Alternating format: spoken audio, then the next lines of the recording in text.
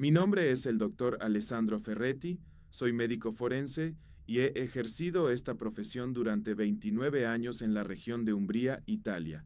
He examinado oficialmente 3.417 cuerpos a lo largo de mi carrera. No creo en fantasmas, no creo en apariciones, no creo en resurrecciones, o no creía. El 12 de febrero de 2019, en el sótano de una basílica en Asís, mis manos tocaron algo que ninguno de mis 3.417 casos anteriores me había preparado para enfrentar, y salí corriendo. Yo, un hombre de ciencia con casi 3 décadas de experiencia, salí corriendo de ese edificio como si algo me persiguiera. Lo que encontré adentro no tenía nombre en ningún manual que yo hubiera leído, y lo que ocurrió después cambió cada certeza que había construido en mi vida adulta. Esta es mi declaración y es completamente verdadera. Llegué a la medicina forense de la manera más común, por eliminación. Quería ser cirujano, pero durante mi segundo año de residencia en el Hospital Universitario de Perugia, comprendí que no toleraba bien las pérdidas. Cuando un paciente moría en mi turno, yo me iba a casa y no dormía. El forense jefe de entonces, el doctor Humberto Mancini, me observó durante semanas y un día me llamó a su despacho. Me dijo algo que nunca olvidé. Ferretti, tú sientes demasiado a los vivos, trabaja con los muertos, ellos ya no sufren. Tenía razón, con los muertos yo podía ser objetivo, con los muertos yo podía hacer mi trabajo con precisión, sin el peso del miedo a fallar. Me convertí en forense a los 27 años y nunca miré atrás. Mi rutina en Perugia era predecible. Llegaba a las 7:30 de la mañana, preparaba el instrumental del día, revisaba los expedientes pendientes. Mi asistente, Marco de la Valle, me tenía el café listo para las 8. Compartíamos ese ritual desde hacía 14 años. Mi esposa, Giovanna, sabía que cuando yo llegaba a casa tarde y en silencio, era porque el día había sido técnicamente complicado. Teníamos 2 hijos adultos. Llevábamos una vida tranquila, ordenada, construida sobre la certeza de que el mundo funciona con leyes que se pueden medir y documentar.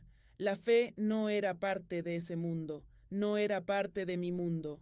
Mi madre era devota. Rezaba el rosario todas las noches y tenía un altar pequeño en su habitación con una imagen de la Virgen de Loreto y una estampita que yo, de niño, no entendía bien. Cuando ella murió en 2013, yo organicé el funeral con la misma eficiencia clínica con la que organizaba todo. No lloré en la iglesia, lloré solo, en el carro, de camino al cementerio, durante exactamente 4 minutos y medio. Luego me recompuse. Así funcionaba yo. La llamada llegó a las 6:45 de la mañana del 11 de febrero de 2019. Era el doctor Fabrizio Orsini, director de la Curia Episcopal de Asís. Conocí a Orsini por trabajo. Habíamos coincidido en 2 casos anteriores relacionados con exhumaciones para causas de beatificación. Me dijo que al día siguiente comenzaría el proceso de exhumación del cuerpo de un joven llamado Carlo Acutis, fallecido en 2006, y que necesitaban un médico forense certificado para el protocolo de verificación del estado del cuerpo. El procedimiento era estándar en estos casos. Yo ya lo había hecho antes, 2 veces, con resultados completamente normales.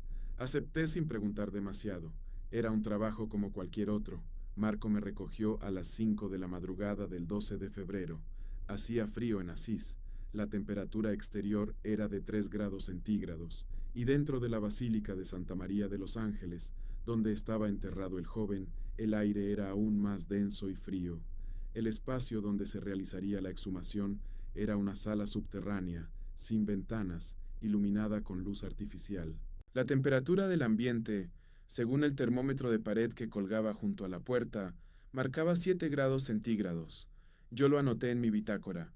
Es el primer dato del día que registré. El féretro llevaba 12 años y 4 meses bajo tierra. Me puse los guantes de látex, revisé mis instrumentos, termómetro de precisión con sonda de contacto, linterna frontal, bisturí, pinzas de disección, básculas manuales, cámara fotográfica, grabadora de voz. Marco colocó el trípode con la cámara de video en la esquina derecha de la sala. Había otras 6 personas presentes, 2 representantes de la curia, un sacerdote, la madre de Carlo, Antonia Salzano y 2 asistentes técnicos. La madre estaba sentada en una silla de madera contra la pared, tenía las manos juntas sobre el regazo y miraba el féretro sin expresión visible. Yo no hablé con ella, no era el momento para conversaciones. El féretro fue abierto a las 7:22 de la mañana. Lo que vi en ese primer segundo me detuvo, pero aún no sabía lo que me esperaba. Un cuerpo que lleva 12 años enterrado presenta características inequívocas. Yo las conozco bien. Hay un proceso de descomposición que sigue un orden biológico preciso: autólisis, putrefacción, desintegración progresiva de tejidos blandos. Dependiendo del clima, la profundidad, el tipo de ataúd y las condiciones del suelo, un cuerpo puede conservarse durante décadas en distintos estados, pero hay algo constante. 12 años son suficientes para que los tejidos blandos desaparezcan en casi todos los casos documentados en suelos europeos de clima templado húmedo. Lo que debería quedar es el esqueleto, con posibles restos de tejido endurecido y desecado. Eso era lo que yo esperaba encontrar. No era lo que encontré. El joven tenía el rostro intacto. No digo parcialmente conservado, digo intacto. La piel estaba presente. Las facciones eran reconocibles. Los labios tenían forma. Las cejas existían. Yo me quedé inmóvil durante un momento, que Marco me diría después, que duró aproximadamente 20 segundos. Luego me recompuse y comencé a documentar. Era mi trabajo. Primero, lo más básico, la temperatura corporal superficial. Coloqué la sonda del termómetro sobre la mejilla derecha del joven. La lectura tardó 12 segundos en estabilizarse. Anoté el resultado en mi bitácora: 29 grados centígrados. La sala estaba a 7 grados, 22 grados de diferencia entre el ambiente y la superficie del cuerpo. Miré el instrumento. Pensé que tal vez había un error de calibración. Saqué el termómetro de reserva que siempre cargo en el maletín, el modelo de verificación, y repetí la medición en el mismo punto: 28,8 grados centígrados. El cuerpo estaba caliente, no tibio en relación al ambiente, caliente. 29 grados en una sala de 7 grados, en un féretro que llevaba 12 años bajo tierra. Intenté la primera explicación lógica. Tal vez el proceso de transporte del ataúd había generado fricción mecánica que calentó la superficie. Verifiqué el tiempo que había tardado el ataúd en ser movido a esa sala: 45 minutos. A 7 grados de temperatura ambiente, cualquier calor friccionario hubiera disipado en menos de 5 minutos. La lectura debería haber sido, en el mejor caso, 8 o 9 grados, no 29. Moví la sonda hacia el cuello: 28,4 grados, hacia el dorso de la mano derecha: 27 grados, hacia la frente: 29,1. Los datos no tenían coherencia con ningún fenómeno físico conocido. Intenté la segunda explicación. Tal vez había un sistema de calefacción dentro del féretro que yo desconocía, algún mecanismo de preservación instalado años antes. Me incliné y examiné el interior con la linterna. No había cables, no había dispositivos. La madera del interior estaba seca y fría al tacto en los bordes. Solo el cuerpo irradiaba calor. Le pedí a Marco que colocara el termómetro ambiental a 15 centímetros por encima del cuerpo sin contacto. Lectura: 12 grados centígrados. El cuerpo irradiaba suficiente calor como para elevar la temperatura del aire circundante 5 grados por encima de la temperatura de la sala. Me senté en el borde del féretro. Me quité la linterna frontal. Respiré. No dije nada durante un momento. Marco me observaba desde su posición, sin moverse. Los representantes de la curia estaban en silencio. La madre seguía con las manos juntas. Luego hice lo que hace un científico cuando los datos no tienen explicación. Busqué más datos. Coloqué la sonda en el punto del pecho, sobre el esternón, con la presión mínima necesaria para asegurar el contacto térmico. Estaba buscando la temperatura del núcleo torácico, que en un cuerpo a temperatura ambiente debería ser la más baja, la más cercana al entorno. La pantalla tardó 18 segundos en estabilizarse. 30,2 grados centígrados. Me quedé mirando ese número. 30 grados en el núcleo torácico. La temperatura del núcleo de una persona viva en reposo es de 37 grados. 30 era 73% de esa temperatura. No era temperatura de cadáver, era temperatura de hipotermia severa en un ser vivo, y entonces fue cuando lo escuché, o creí escucharlo, un sonido, breve, suave, rítmico. Levanté la mano para indicarle a todos que guardaran silencio. Marco se detuvo. Los representantes de la curia se miraron. El sacerdote bajó la cabeza. La sala quedó completamente quieta. No hubo más sonido. Pensé que era mi imaginación, un efecto del estrés. Continué. Saqué el estetoscopio del maletín. No es un instrumento de uso habitual en exhumaciones, pero lo cargo siempre, por protocolo ante eventualidades médicas con el personal presente. Lo coloqué sobre el esternón del joven. Y lo que escuché a través de ese estetoscopio me hizo ponerme de pie de un salto, retroceder 3 pasos y golpear con la espalda contra la pared de piedra de la sala. Marco llegó a mi lado en 2 segundos. Me agarró del brazo. Alessandro, ¿qué pasó? No respondí. No podía. Había escuchado un latido. Primero pensé en la contaminación acústica. Las tuberías de un edificio antiguo producen sonidos que, amplificados por un estetoscopio, pueden imitar ritmos biológicos. Lo sé, lo he comprobado en años de trabajo en espacios similares. Me alejé del féretro, coloqué el estetoscopio sobre la pared de piedra y escuché durante 30 segundos. Silencio. Coloqué el estetoscopio sobre el suelo de piedra. Silencio. Coloqué el estetoscopio sobre la tapa de madera del féretro, lejos del cuerpo. Silencio. Volví al cuerpo. Respiré 2 veces. Coloqué el estetoscopio sobre el esternón. El sonido estaba ahí. Un latido. Lento. Aproximadamente 42 pulsaciones por minuto. Rítmico. Regular. Inequívoco. Mi mente entró en modo de negación activa. Era lo único que sabía hacer. Empecé a hablar en voz alta para documentar en la grabadora. Lectura de estetoscopio sobre esternón. Sonido rítmico de naturaleza indeterminada. Podría ser resonancia mecánica, vibración estructural, artefacto acústico del instrumento. Mi voz era firme, mis manos no lo eran. Le pedí a Marco que se acercara con su propio estetoscopio. Marco es asistente forense certificado con 16 años de experiencia. No es un hombre nervioso. Colocó el instrumento en el mismo punto. Escuchó durante 15 segundos. Cuando levantó la vista hacia mí, su cara había perdido el color. Alessandro, me dijo con voz baja, esto es un latido. Lo sé, respondí, pero lleva 12 años muerto. Lo sé. Nos miramos durante un segundo que pareció más largo de lo que fue. Luego volví a trabajar. Necesitaba más datos. Necesitaba más datos, o iba a perder la compostura completamente, y no era aceptable perder la compostura en presencia de la madre. Tomé medidas adicionales de temperatura con intervalos de 10 minutos.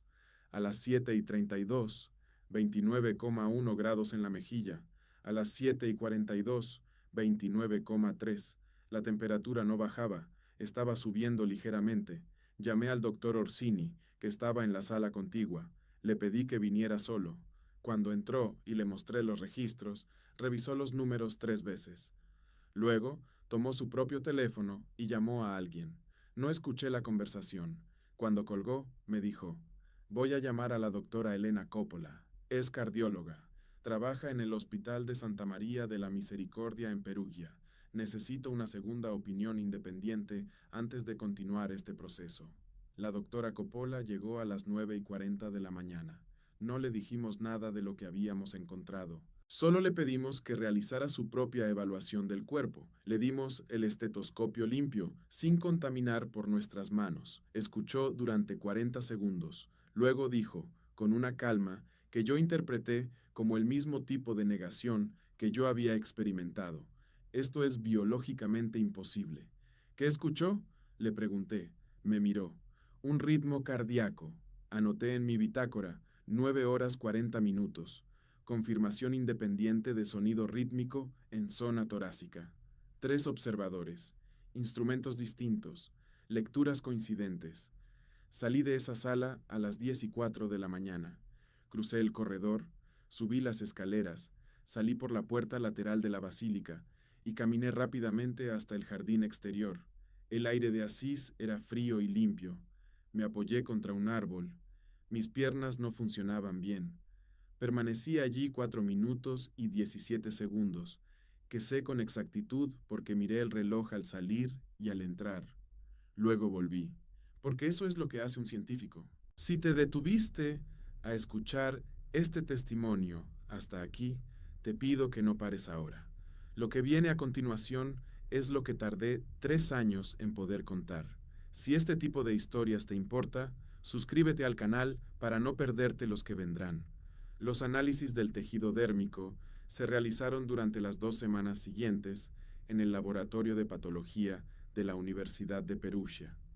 Yo supervisé personalmente cada etapa. La muestra tomada de la epidermis del antebrazo derecho, de 3 milímetros cuadrados, fue procesada con tinción hematoxilina eosina estándar y observada bajo microscopio de luz con aumento de 400 aumentos. El resultado del informe oficial, firmado por el doctor Gianluca Sartori, jefe del departamento, decía lo siguiente: tejido dérmico con estructura celular parcialmente preservada, ausencia de necrosis avanzada, presencia de fibras de colágeno organizadas, sin proceso de saponificación o adiposera, hallazgo infrecuente en tejido de esta antigüedad. Infrecuente, usaron la palabra infrecuente. Yo traduzco eso así: no existe un precedente documentado con estas características en un cuerpo de esta antigüedad enterrado en estas condiciones. La temperatura corporal fue medida en 3 sesiones adicionales durante el proceso de exhumación formal, que duró 2 días. Las lecturas fueron: segunda sesión, 13 de febrero, 9 de la mañana, 28,7 grados en mejilla, 27,9 en mano derecha, 30,1 en esternón. Tercera sesión, 13 de febrero, 4 de la tarde, 28,4 en mejilla, 29,2 en esternón. Cuarta sesión, 14 de febrero, 8 de la mañana, 28,1 en mejilla. Durante 42 horas de observación activa, la temperatura corporal superficial de Carlo Acutis no bajó de 27 grados centígrados en ninguna medición. La temperatura de la sala osciló entre 6 y 8 grados a lo largo de ese periodo. La diferencia constante fue de 20 a 23 grados. El estetoscopio se aplicó en 5 sesiones adicionales. En 4 de ellas, el sonido rítmico fue detectado. En una sesión, la de la tarde del 13 de febrero, no fue detectado. No tengo explicación para esa ausencia ni para las 4 presencias. La doctora Coppola regresó el día 14. Quería escuchar de nuevo. Esta vez trajo un estetoscopio electrónico con capacidad de grabación. Colocó el instrumento sobre el esternón durante 90 segundos. El archivo de audio fue enviado esa misma tarde a 3 cardiólogos en distintos hospitales: Hospital Gemelli de Roma, Hospital San Raffaele de Milán y Clínica Universitaria de Navarra en Pamplona, España. Los 3 respondieron dentro de las 48 horas. Los 3 dijeron con distintas palabras lo mismo. El audio presentaba un patrón rítmico consistente con actividad cardíaca, con una frecuencia de entre 40 y 44 pulsaciones por minuto. Ninguno de los 3 pudo ofrecer una explicación fisiológica. 44 pulsaciones por minuto, bradicardia de un corazón vivo, en un cuerpo muerto hace 12 años, y entonces descubrí quién era realmente Carlo Acutis. Durante el proceso, yo no había investigado quién era el joven cuyo cuerpo examinaba. Eso es parte de mi protocolo: no construir vínculos personales con los casos mientras están activos. Solo después de completar la documentación oficial me permito conocer la historia de la persona. El 15 de febrero de 2019 me senté en mi despacho con una taza de café y abrí el expediente biográfico que la curia había preparado. Carlo Acutis. Nacido el 3 de mayo de 1991 en Londres, de padres italianos. Fallecido el 12 de octubre de 2006 en el Hospital San Gerardo de Monza, en Lombardía. Leucemia promielocítica aguda, tipo M3. Tenía 15 años. Yo tenía 29 cuando empecé en la medicina forense. Él tenía 15 cuando murió. Esa sola cifra me detuvo un momento. Seguí leyendo. Había creado, a los 14 años, una exposición itinerante que documentaba 166 milagros eucarísticos de la historia de la Iglesia. 166. Fotografías, análisis, fuentes históricas verificadas. Había diseñado él solo el sistema informático que la organizaba. Un niño de 14 años. Había dicho, según el expediente, la Eucaristía es mi autopista al cielo. Leí esa frase 3 veces. En la carpeta había también un diario. No el diario personal del joven, sino un compilado de anotaciones que su madre había transcrito a petición de la curia. Fui directamente a las páginas del año 2005, cuando Carlo tenía 14 años.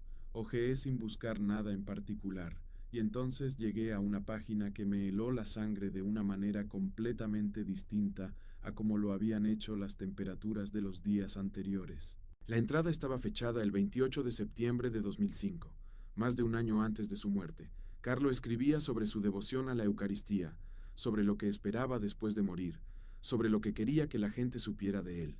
Y en un párrafo, casi al final, escribió esto, y cito de memoria porque las palabras se grabaron en mi cabeza con una claridad que no he olvidado. No tengo miedo de morir, le tengo miedo a no haber amado bien. Cuando me vayan a buscar, que me encuentren caliente, como si aún estuviera aquí. Que me encuentren caliente, como si aún estuviera aquí. Lo leí 4 veces. 5. Luego cerré la carpeta. Abrí mi bitácora del 12 de febrero. Busqué la primera medición. 29 grados centígrados. Caliente, como si aún estuviera allí. Lo que vino después, lo que hice esa tarde, fue algo que no le había contado a nadie en los 3 años anteriores. Llamé a Marco y le dije que no iría al despacho al día siguiente. Luego llamé a Giovanna y le dije que necesitaba unos días. No le expliqué. Ella me conoce. No preguntó. Manejé 4 horas hasta Asís. Entré a la basílica. Me senté frente a la tumba del joven que ya había sido reinstalada con el ataúd de cristal que la curia había dispuesto para la exhibición permanente. No recé.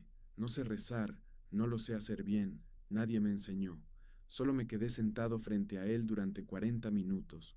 Cuando me levanté para irme, noté algo que estaba debajo de la silla donde me había sentado. Un objeto pequeño, una estampita religiosa de cartón, del tipo que se reparte en los funerales. No era nueva. Tenía los bordes amarillentos, el papel un poco curvado. La recogí.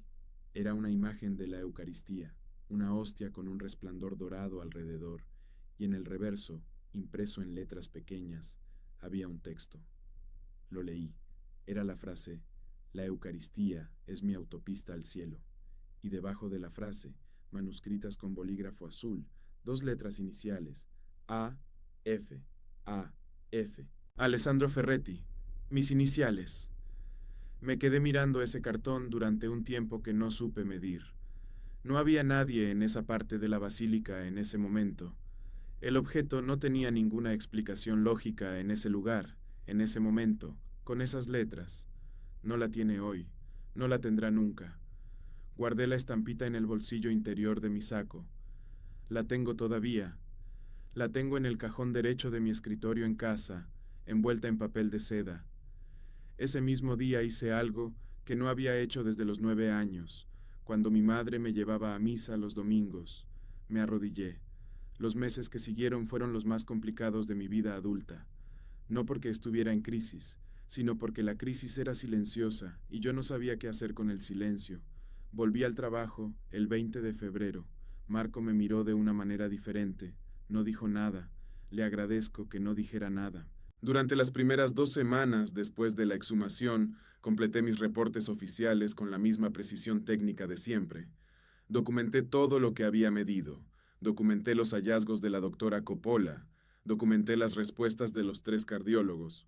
No añadí interpretaciones. Los datos hablaban solos.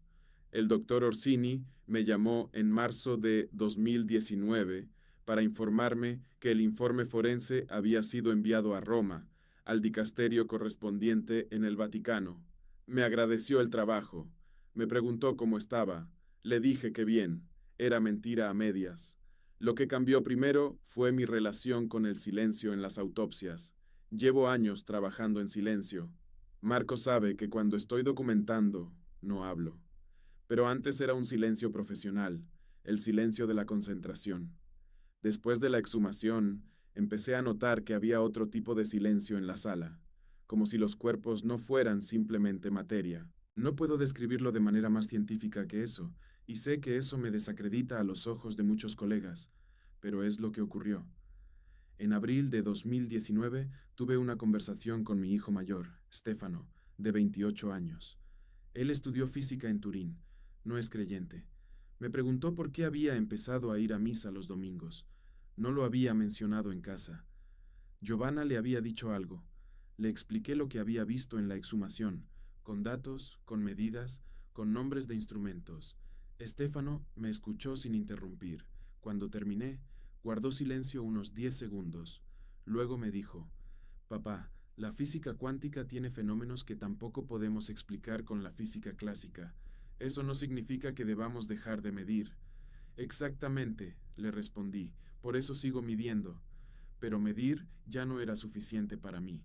Había algo que los instrumentos no podían alcanzar. En julio de 2019 contacté al padre Luigi Berucci, un sacerdote franciscano que trabaja en la Basílica de Santa María de los Ángeles, en Asís, la misma donde está el cuerpo de Carlo. Le conté mi experiencia.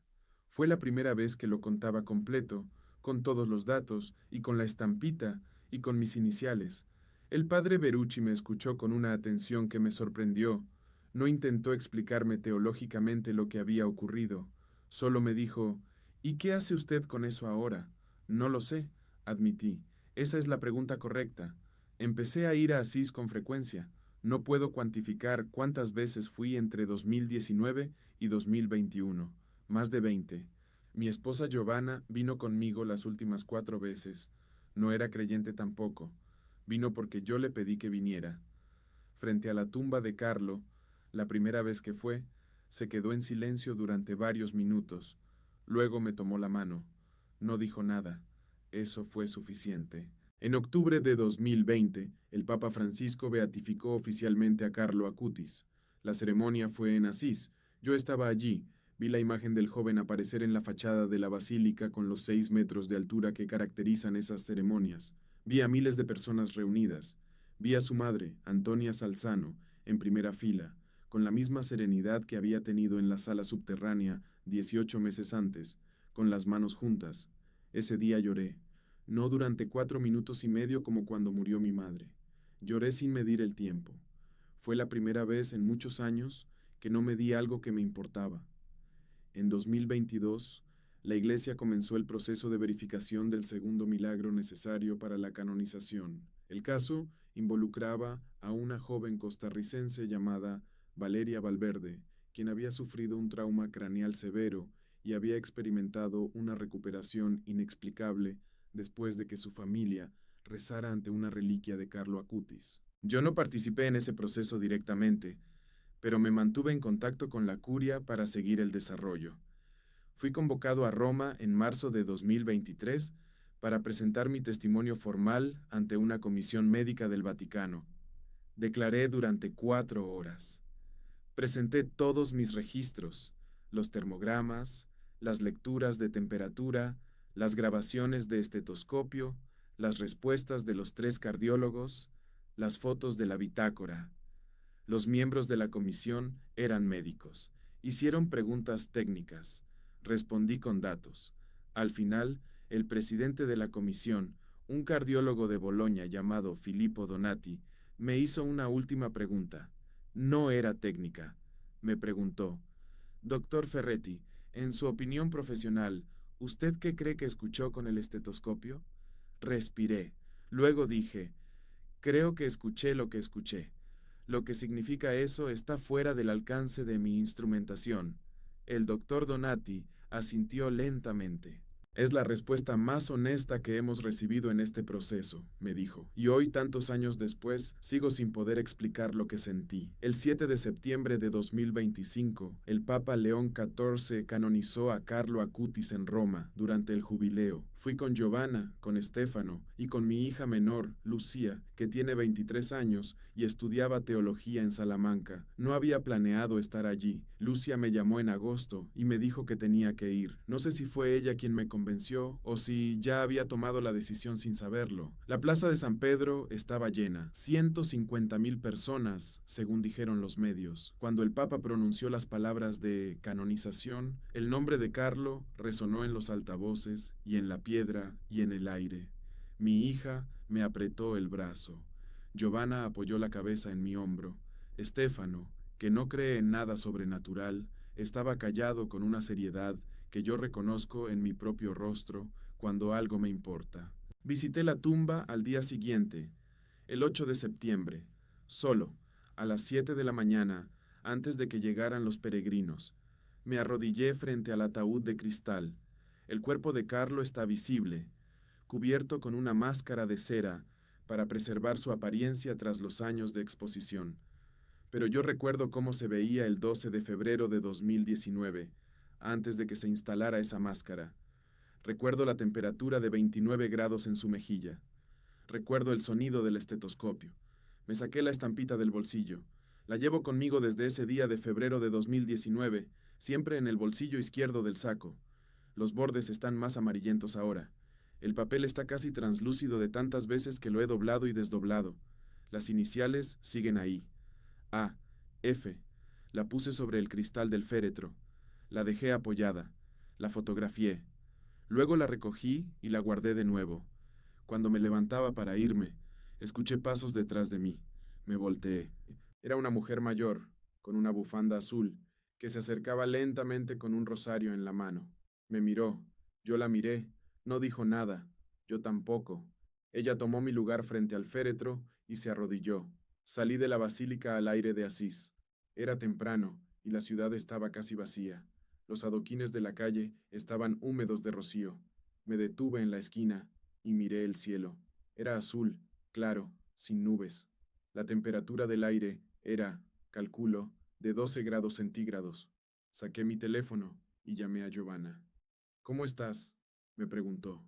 Bien, dije, y esta vez no era mentira a medias. Hay 3 cosas que les digo a mis colegas cuando me preguntan por esta historia, y cada vez me preguntan más, porque el nombre de Carlo Acutis es cada vez más conocido. La primera, los datos no mienten. Medí lo que medí con los instrumentos que tenía. Los registros existen, son verificables. Están en el archivo de la Curia de Asís y en mis propios archivos. Cualquier colega que quiera revisar la metodología puede hacerlo. La segunda, hay fenómenos que los instrumentos actuales no pueden explicar. Eso no significa que no ocurrieron, significa que los instrumentos aún son insuficientes. La ciencia ha estado en esa situación muchas veces antes.